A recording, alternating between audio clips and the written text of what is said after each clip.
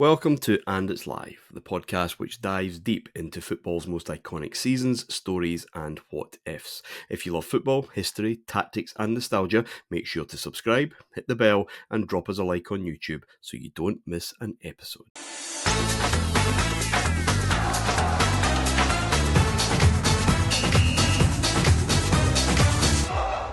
It's knockout time in season 07-08 in the Champions League, and this is part 3 of the main event, looking back at that particular season. Martyn in the chair as always, and to guide us through actually quite an exciting and enjoyable 2 rounds of knockout football this week is David Edgar. How are we doing?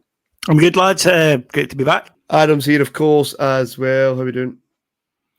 I'm good, thank you. I'm not sure if goals galore or both teams to score was a thing at this stage, but I would have cleaned up if it was, because there's a few of them at this point. But yeah, looking forward to digging in. There's a lot to get into for sure. Can I start, Adam, not with any of the English teams, because we'll come to them in a minute, but what was a shock at the time, certainly looks like it, given what has happened in Champions League history since then, but Roma taking Real Madrid to town twice, 2-1 home, 2-1 away. Yeah, the old Spalletti factor, I think, is one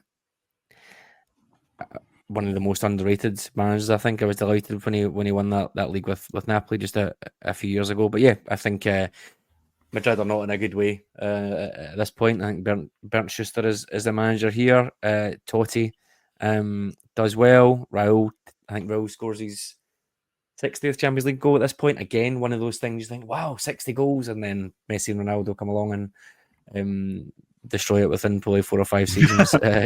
But I remember watching this game. I think Totti did very, very well, and he was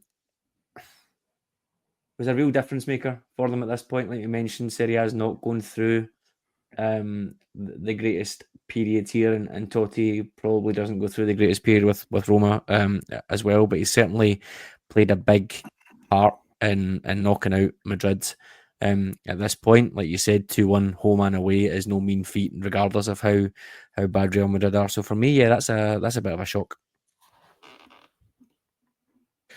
It certainly was, and Davey, again, this is just the tale of Real Madrid at this moment in time. They just cannot get out of this first qualifying round.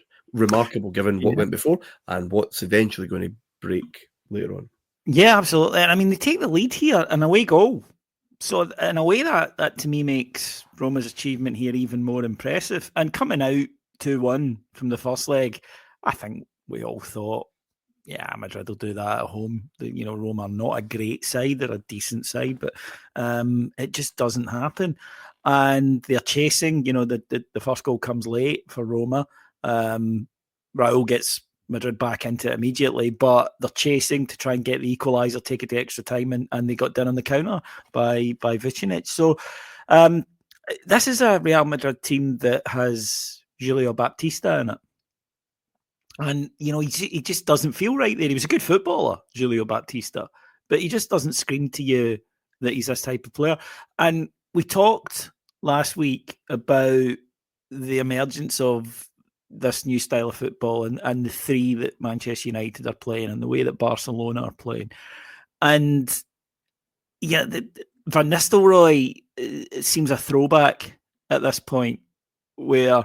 yes, he's a guy that will score loads and loads and loads of goals, but is that enough anymore? I mean, a phenomenal penalty box striker, but is that enough if you don't tailor the rest of your side to play the way that it needs to against these other sides? We're maybe seeing something at time of recording with Manchester City at the moment, that if you don't build a machine to have a player like that in it, or that machine is dysfunctional, then that player can become reduced and limited. So to me, it's interesting about, can you win in this season? Can you win a Champions League with that type of player? But for Roma, this was dream stuff, because you mentioned, I think week 1, Martyn, of this season, that both them and Inter were probably the 2 biggest beneficiaries of Calciopoli.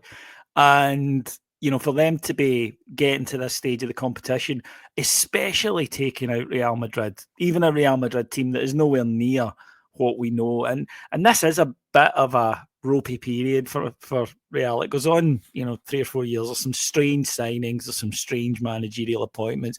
They look, kind of directionless and a little bit aimless.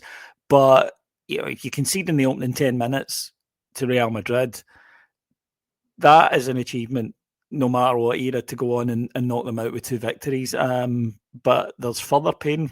Spoiler alert for next season, folks. There's further pain ahead for Real Madrid.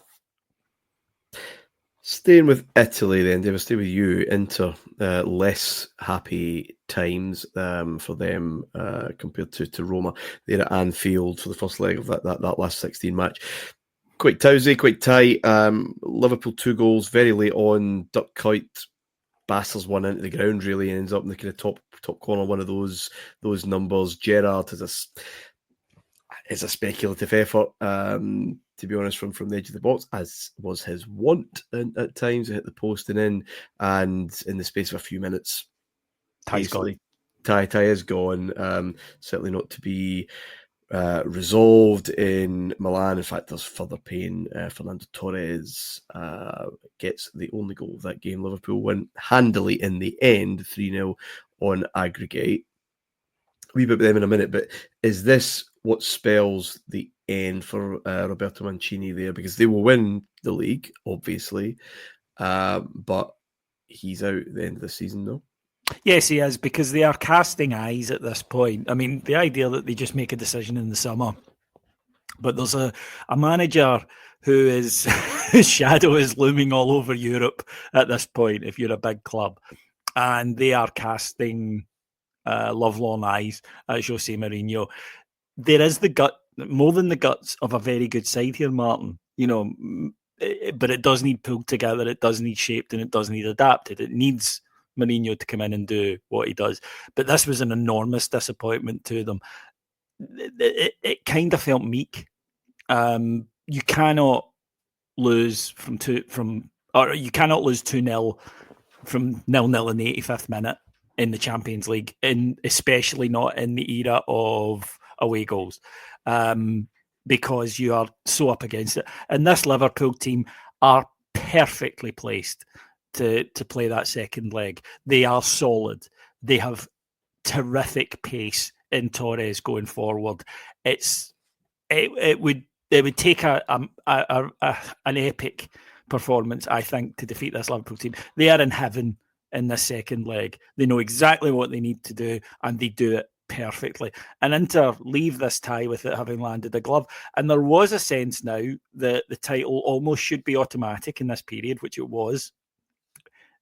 Yeah, but we're Inter, that we need to try and step forward in Europe. We need to try and capitalise on this. And look, here is this man. And the wooing process was long for Mourinho. It wasn't a case of, do you fancy coming in? And they went, yeah, great. They really had to woo him and talk him into it, and offer him a lot. But there were good players there, and there was a feeling that this was an underperformance against a very solid Liverpool side with some exceptional players.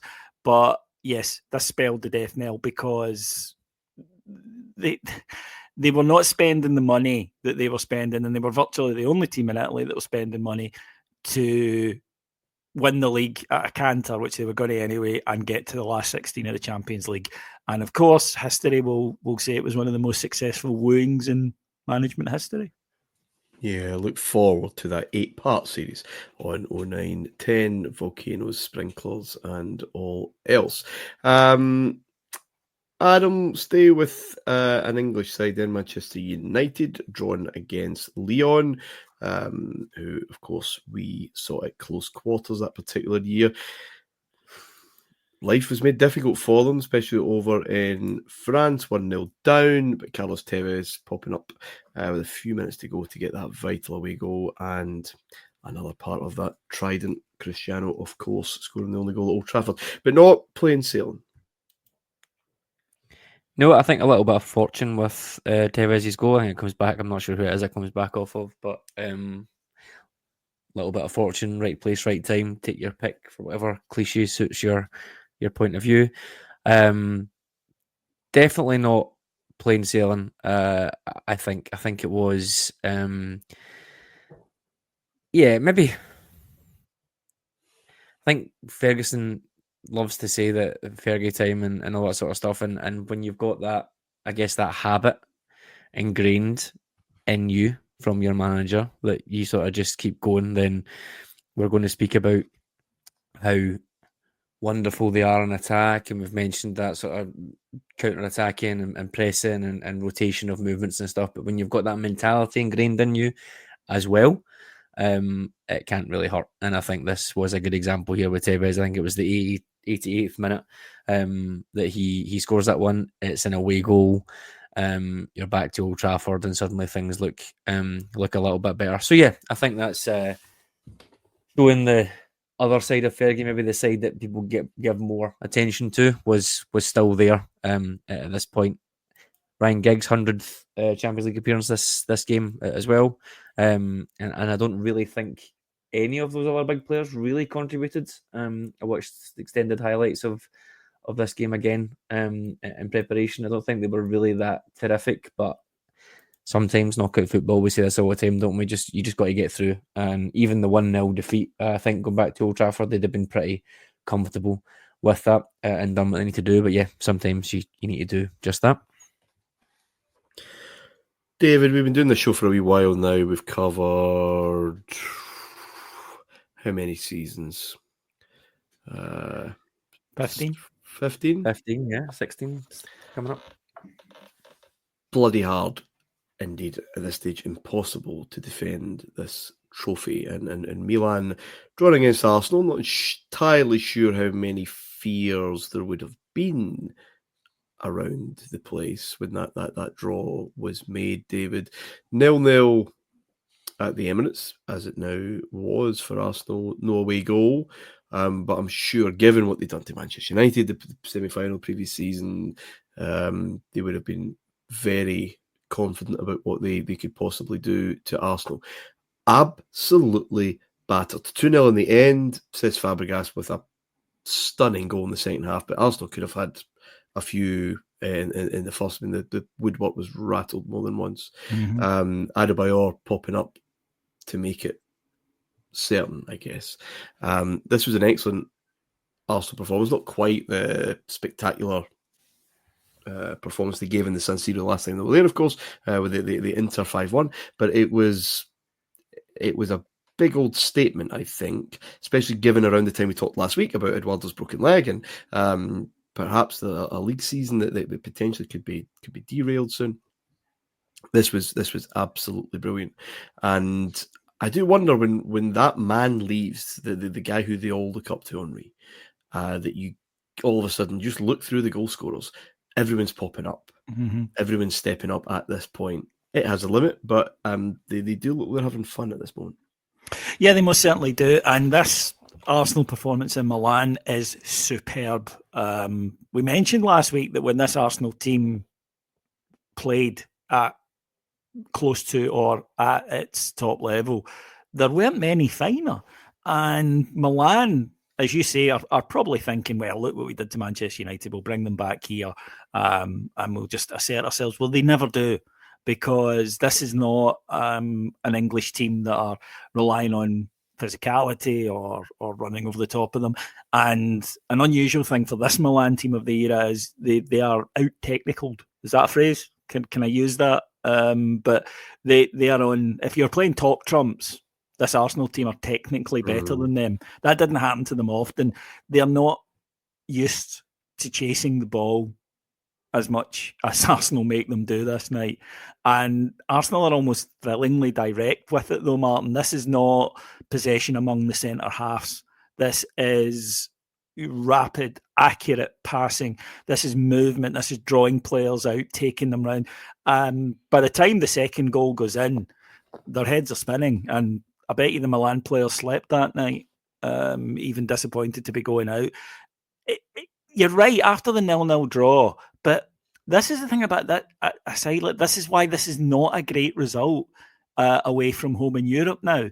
at this point with the away goals rule, because this Arsenal team have got absolutely no fears about going to San Siro in terms of atmosphere. They have absolutely no concerns about whether or not they will see enough of the ball to score a goal, because they know they will. They know they will get possession of the ball. It's highly unlikely that they won't have it for spells. And they just play it perfectly. But I remember in the interview afterwards, Arsene Wenger was purring, and he was right to do so. This is his vision. This right here is his vision. A side that can just dismiss a Milan side, as good as it is and full of the individuals that it has, the reigning champions, let's not forget, and they can't get near them. It was a superb, one of, if not the best displays from a side, I think, in the competition this year up to this point. We're going to see some good ones in the stages after this. But for Milan, I think there was maybe just a sense of this is not the Arsenal team that contained Henri Vieira. The names are well known to us, but they didn't have that, cachet in terms of what they'd achieved yet at this point. But they got a lesson, and Cesc Fabregas was magnificent that night. Absolutely fantastic. I'm not sure the Milan keeper will sleep. Fabregas hits that should never go in. I mean, They were great. I think you're spot on, but it bounces in a nice place for the keeper to spam it away, and he still manages to jump over it. But he's rubbish. We have consistently said this. He is rubbish. Worse than Dida, I guess, is the description that probably fits. But yeah, this was a really good one too. I think Adebayor hits the bar, doesn't he, in the first? Yeah, he does. Yeah, first game. Ancelotti, I totally agree with you, David. Yeah, I totally agree with you, David. Ancelotti was pleased apparently after the game to get the draw, and you can kind of again understand it. Probably the reverse of what I said for the match before with United, but Milan where they are at that point and Arsenal where they are at that point didn't seem like the same sort of matchup. So yeah. But you say where they are. I mean, it's not as if they won the Champions League and the team's been dismantled. I know they don't have Dida in goal. Like, he's not exactly a great loss. A stranger to a wreck, as we've seen on the show quite often. You're only really adding Pato in there, who again was the next big thing. Pretty much the same lineup as Athens, right? But I think it's potentially just that thing that you've mentioned before. Stale, yeah. Staleness, full. When you're done, you're done, and we've exacted the revenge of 2005, and we've got our two Champions Leagues that we wanted for this team, and the cycle is ending, and unless we as a club are going to go and match the Premier League for spending to bring in the players that we need to bring in, and they're very much not given the landscape, then yeah, I think you can look at the players on the page and think, all right, fair enough, but is the desire there as a group, as a club at that stage to go and keep it going as they did 10 years before, bringing in these players to evolve and go again from the early 90s through to the mid 2000s. I think there's maybe just a little bit of that in there as well. Chelsea up against the Greek friends, Olympiacos 0-0 in Greece, 3-0 at the Bridge. Very comfortable on paper. Adam, am I missing anything? Any nuance to that game that could have turned it another way? No, I think... No, you're not. No, basically, let's move on. Sometimes there's no story. Sometimes there's just no narrative other than what we expect to happen. Much better side goes, gets... handles them in their own ground fairly easily, takes them back, and the tie is done by half time. You can imagine a vast number of Chelsea fans thinking, going to put 3-0 on this game. This feels like the most 3-0 game in history. and lo and behold, very, very scrappy goals. And the first one is okay, but the second and third, defensively, maybe an issue. Lampard and Solomon Kalou's goals, it's one of those ones that the ball just falls to them in the box and there's no other defenders near. So no, I think it's the most Chelsea 3-0 game I can think of, and a bit of a gimme here. I know we spoke about Olympiacos and how well they're doing, but coming up against, especially as you said, coming up against Premier Leagues teams at this point specifically, Chelsea, Liverpool, Arsenal, all doing really, really well. Man United obviously doing that bit better. I think it's just a complete mismatch. Yeah.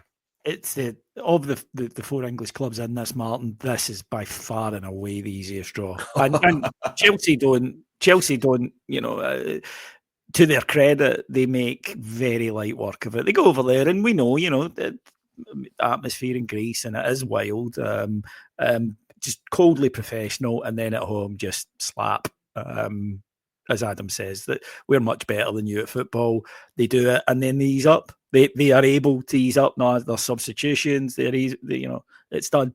I mean, it's a tough one because it's kind of like, it's a gimme of a draw, but you still have to go and do it, and they do it solidly, unspectacularly. It's the perfect European two-legged performance from Chelsea. It's what you would do as a dominant side. They don't feel the need to go nuts, so they didn't, but they're handily through. Celtic's reward for getting through the group stage. I mean, last time they got Milan, who, of course, went on to win. This time it's Barcelona. Adam, the kind of first leg you would pretty much expect. Celtic hell for leather, giving it, I was going to say best of British here, but obviously not. But certainly giving it a lot of oomph and getting a couple of goals, getting ahead twice. But that second half, Jesus, Henry's goal just after 50 minutes, I think, is outstanding. And it's just wave after wave after wave. And an attack featuring Henry, Messi, Ronaldinho, who's subbed for Samuel Eto'o, somehow finds a way past the defence with Tam McManus in it in the end. Yeah, Messi, I think, still on the right at this point in this Barcelona team before he would move into that false nine that we probably knew him as more. And I think you see this just devastating on that left foot, one of those ones where you cut in and you know what he's going to do, and it's just all about trying to stop him, and it's never quite possible. So yeah, I think the Henry goal as well on the opposite side is a really lovely goal as well. I'm delighted about it, to be honest. I was going to say I enjoyed all three of them, if I'm being totally honest. Yeah, they were all very, very good. But yeah, I think it's a tough draw for them. Oh, of course, but there's only so far that noise and up and at them can get you. At some point, quality is going to come in, and that's what happens. Especially in the knockouts. Yeah, because I think big teams have gone to these big loud grounds, right? Maybe in their slippers and got caught, or even, oh God, right, this is going to be a difficult one. We'll take a draw. Doesn't matter. We've got 5 games. Yeah. 5 other games we'll get through. This is when they really pull their socks up and kind of do the biz.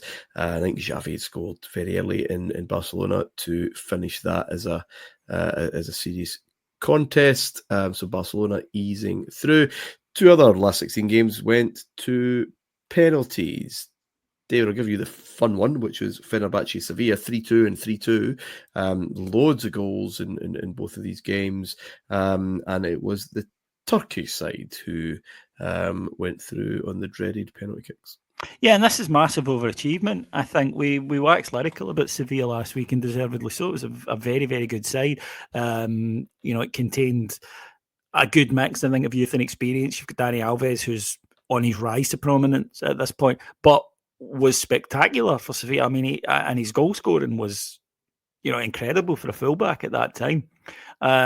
You would think, Sevilla, it's a 3-2. They lose a late goal, but 3-2. Turkish sides have a reputation for not travelling well, and it's a reputation that they've earned over the years, incidentally. It's not an unfair one. So you're thinking with 2 away goals, they'll be absolutely fine, especially when they go 2 up inside 10 minutes. And that would seem to be that. Then Fenerbahçe get back into it, but it's 3-1 at half-time. And I think, was in-play betting a thing at this point?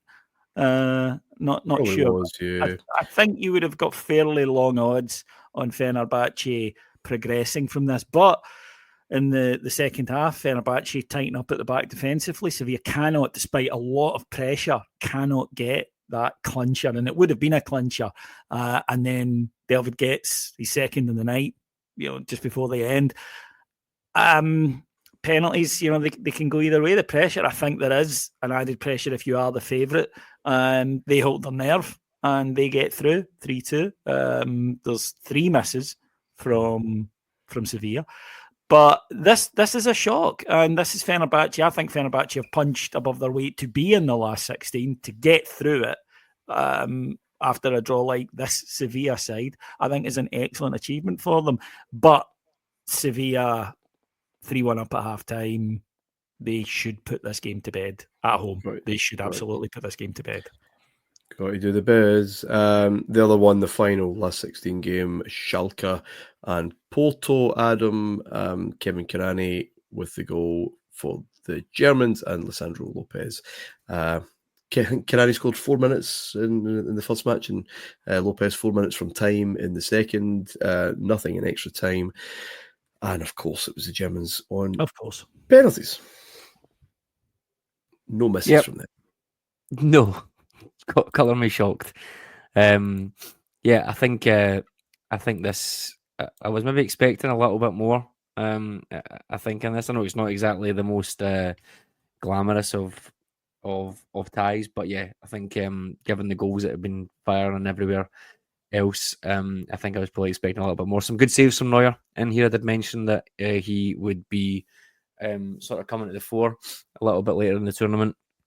I can't say from my memory that I have much of Neuer until that 2010 World Cup, but watching this back, he was produces some really big moments in these games.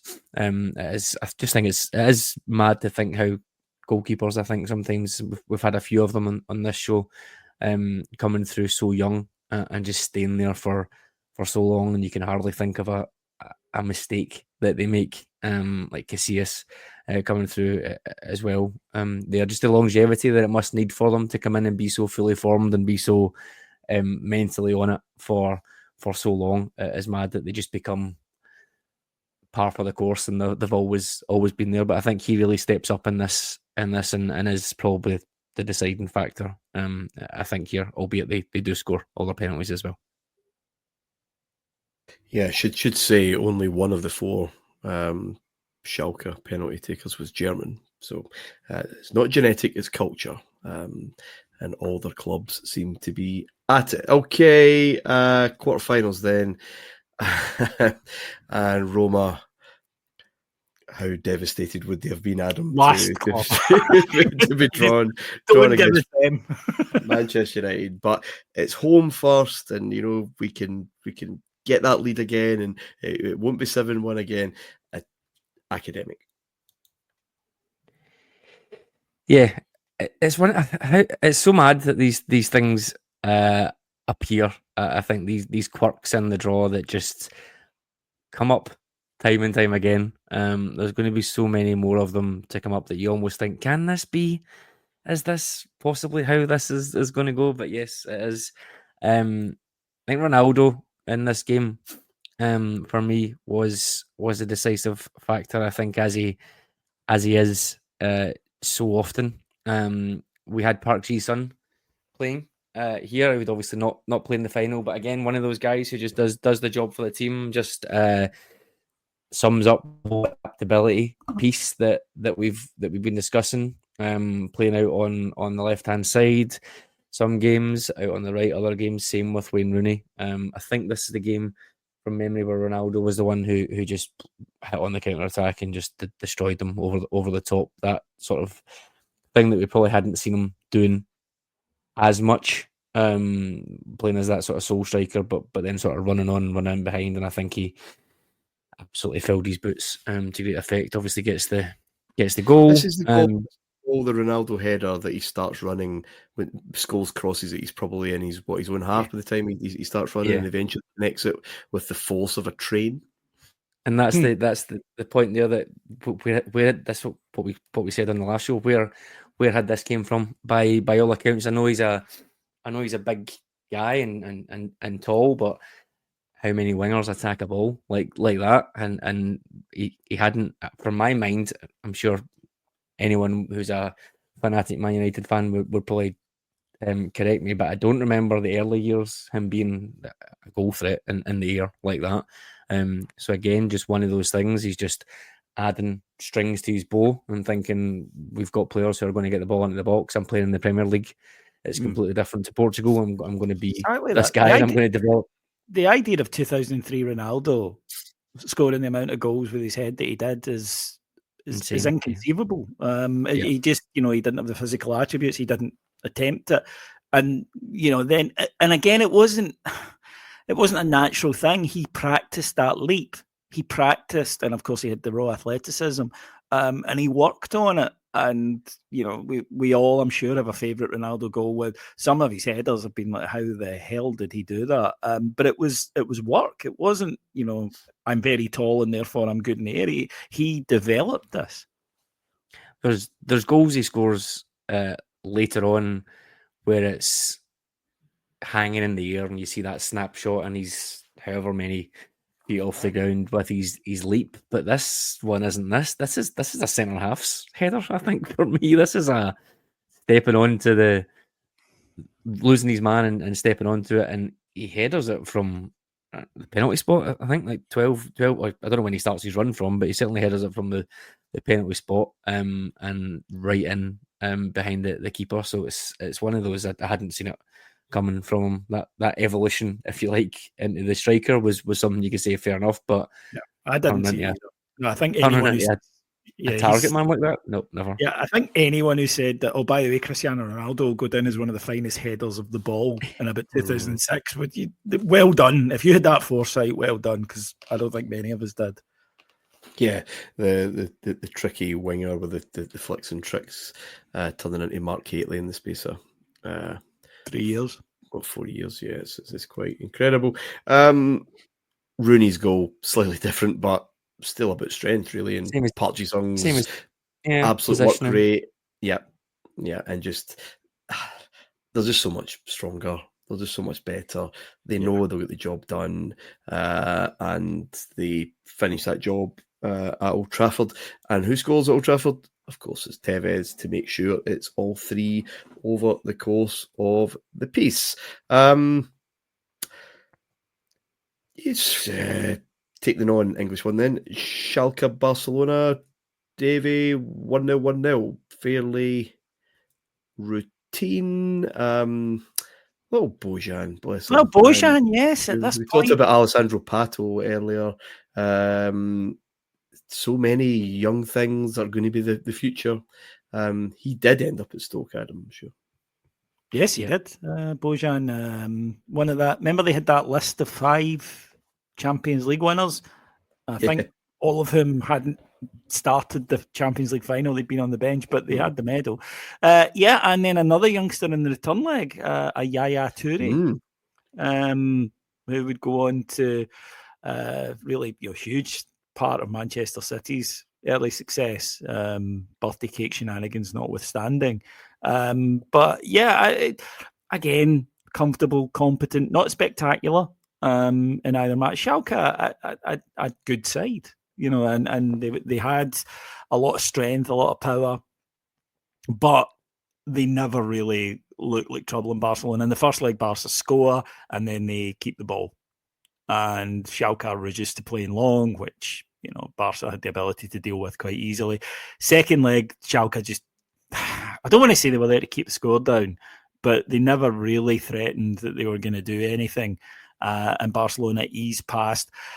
Maybe if a Schalke player had been able to, I don't know, stride forward and stick a 30-yarder in, who knows? But it wasn't a case of thinking, Barca have got another gear if they need it. It was a case of Barca have got a whole other fleet of cars available if they need it at this point. But yeah, Bojan, he's such an interesting one because he was so highly rated, and even more so than Messi, he was being put forward. It's maybe just a slightly different time, but people were saying this boy is going to be something dramatically special, and the pressure ate at him. But I think people might be surprised if you look back that he did feature for Barca more than we maybe remember. Okay, an All England quarter final. And again, good. I know we've gone on about Arsenal, but I just find this kind of narrative of the season fascinating. They were top in February. They go to Birmingham City. That's when Eduardo breaks his leg. They win 1 in 8 of the next Premier League games. That's how big a blow now. Big teams overcome injuries. David's made that point, Adam, about steel and lack thereof at Arsenal. But this is a moment, clearly. And my memory of this tie against Liverpool, 1-1 first leg, standard first leg, I think, going to Anfield, I think everyone expected a good game. They got it. But my overwhelming memory, not necessarily in an anti-Liverpool way at all, but my overwhelming memory is the majority wanting Arsenal to win, because they had been entertaining. They'd been in such a good position, such a sickening injury. The wheels have fallen off. Something. Give them something. And twice it looked as if they might do it. Diaby opened the scoring. Near post, keepers at the near post, dear me. A kind of looping Sami Hyypiä heading header to equalise. Fernando Torres, fantastic goal. I mean, just I know you could write a poem about that particular goal, because it's just the blistering striker that he was.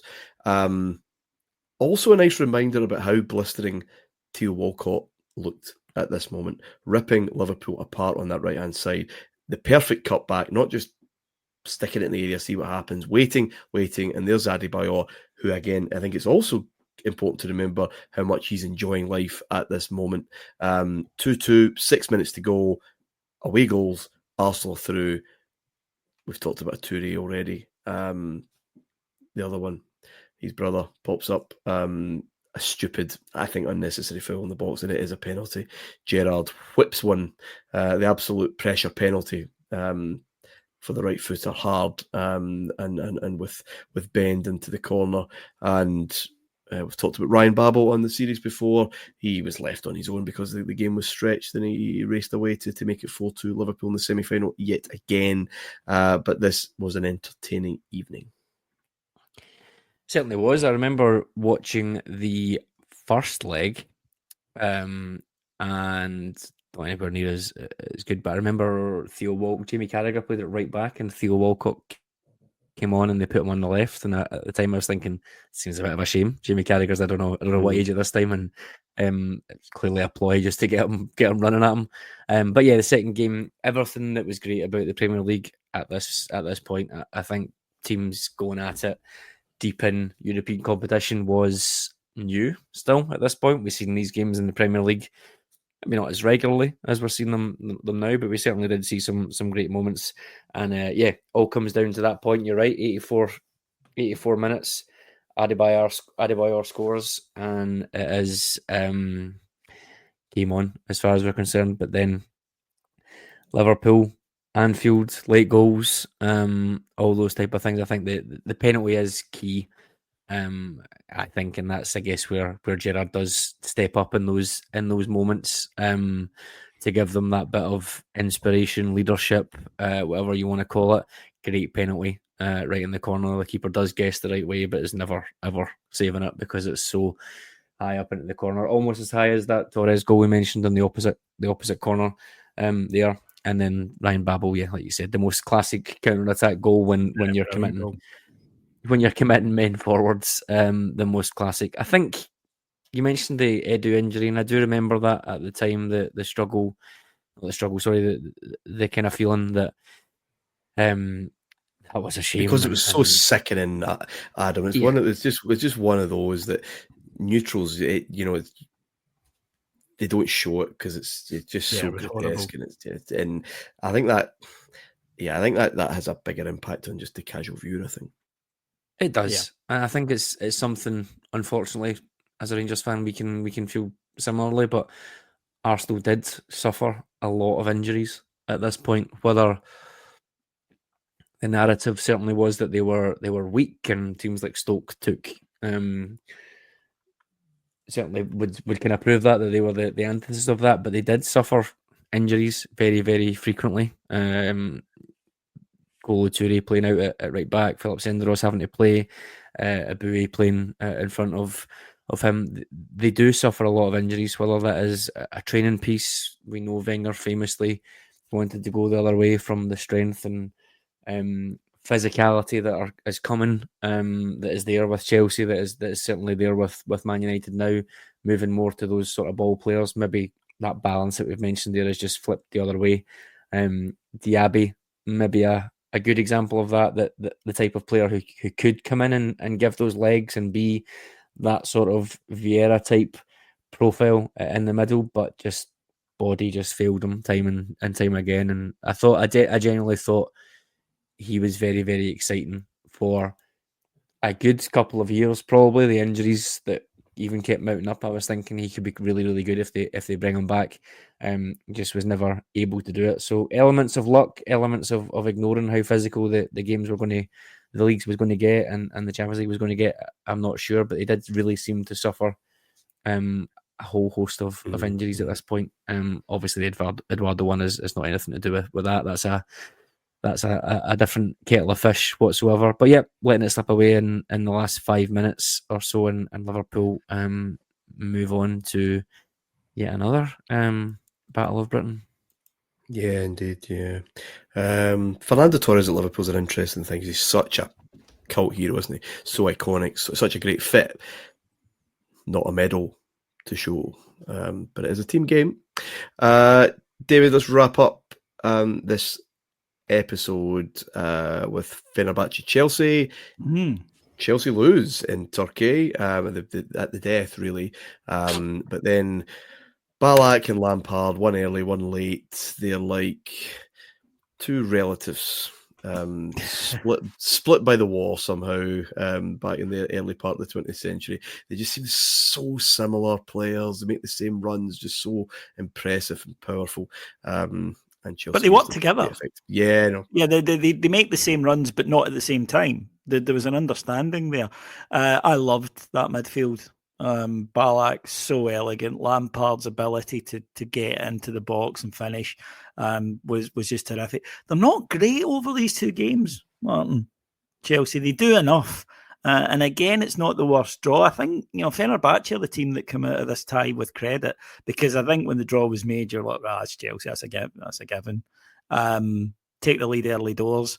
And it's our old mate Delvid who knocked out Sevilla practically single-handed in the last game, that gives him. Then Colin Kazim Richards, one of these footballers who everybody knows, purely because he was at that time that rarest of thing, an Englishman playing abroad, and there he is in